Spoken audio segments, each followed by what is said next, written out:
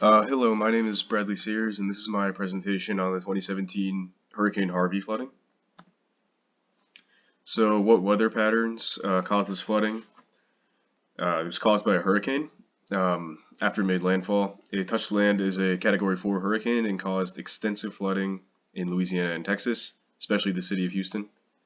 Hurricanes start off as tropical waves that form over tropical areas like along the equator in oceans and eventually get big enough and powerful enough to be considered a hurricane. Once the winds inside of a hurricane reach 74 miles per hour, the storm is considered a hurricane. Um, Before it's considered a hurricane, though, the storm moves through the tropics, gathering warm air, which then forms an area of low pressure, which causes more air to rise into the storm. And as that air rises, it condenses into water droplets, which then turn into clouds and thunderstorms. Um, the air also begins rotating as it is rising, producing extreme winds. Um, that's how they get up to 74 miles per hour, which is quite extreme.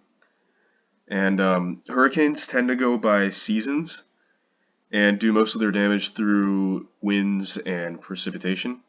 This hurricane season goes from summer to early to mid fall in the U.S., with most of the big storms occurring in the summer due to the increased heat. So the magnitude of the flooding. So Hurricane Harvey ravaged most of the Gulf of Mexico, making landfall in Texas and then hitting Louisiana, Mississippi, Tennessee, and Kentucky. Texas was the state that it definitely hit the hardest.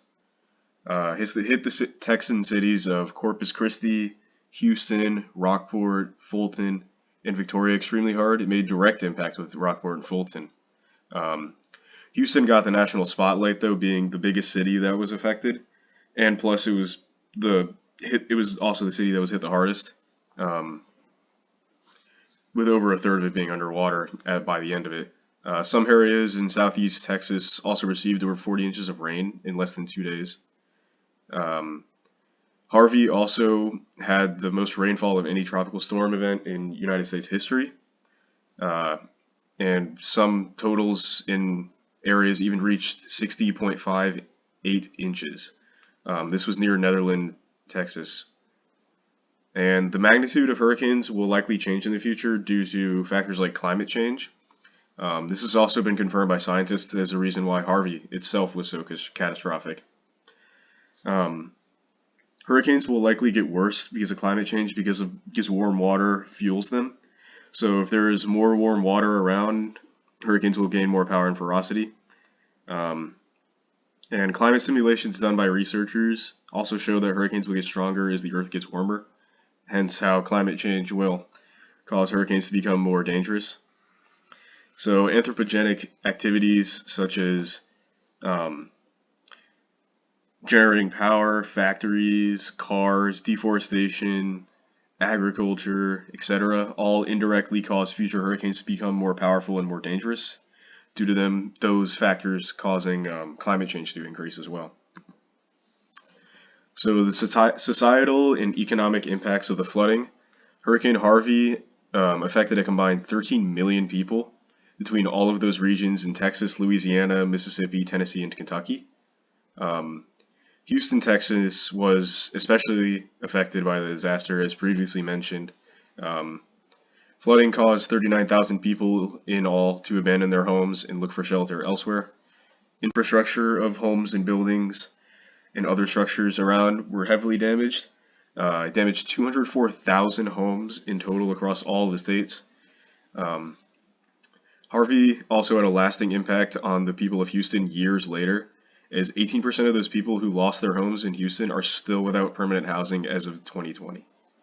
Um, Economic impacts that were caused by the storm would range from gas prices being increased by 14 cents a gallon across the country to the estimated $141.3 billion in damages that would have to be paid.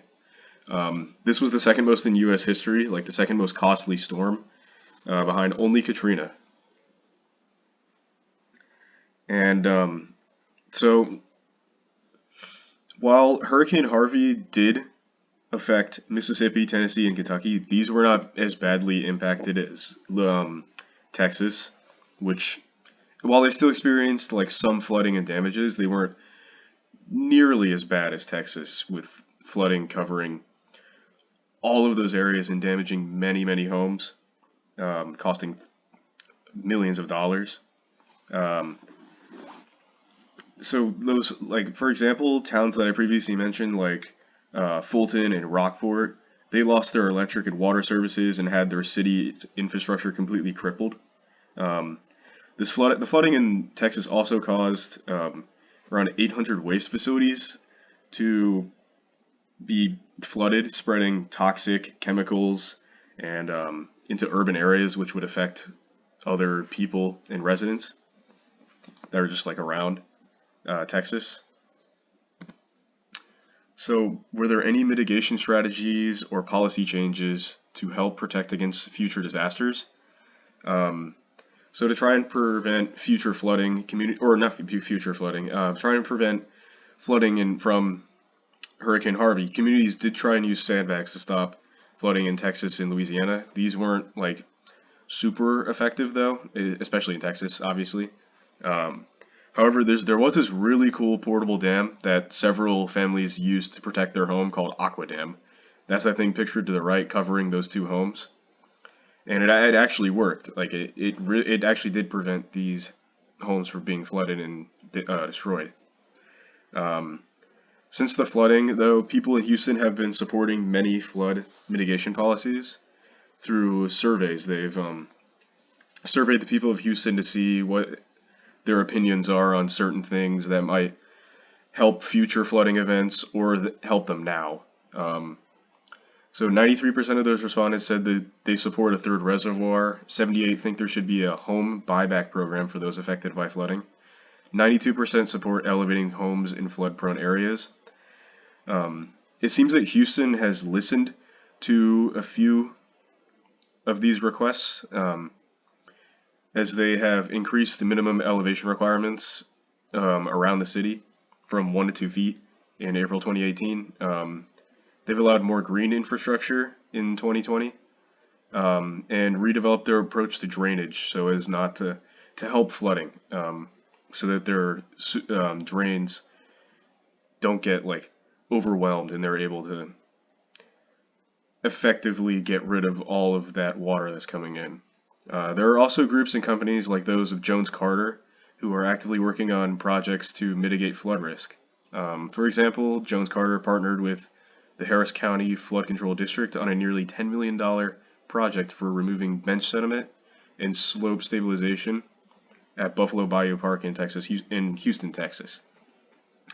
These did not just occur at a city level, they occurred at a state level as well, with multiple bills being signed by the president at the time, Donald Trump. Uh,